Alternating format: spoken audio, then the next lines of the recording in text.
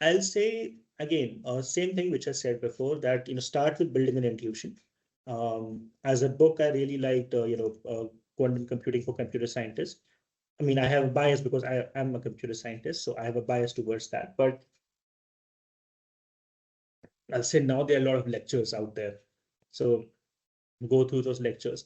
And yeah, one important thing is I'll strongly suggest to participate in hackathons, these quantum hackathons, and I do so because that's how you get to understand how are people thinking about a problem and how are they mapping the problem to an algorithm.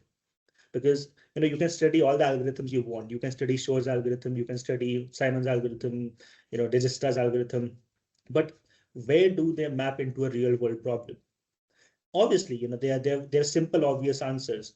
But when you meet people in hack, because that's how I started my journey, and that's one of my personal advice to anyone who's starting their journey, is you start to see the insight and the thought process which people have when they think of a problem and how they map it to a solution.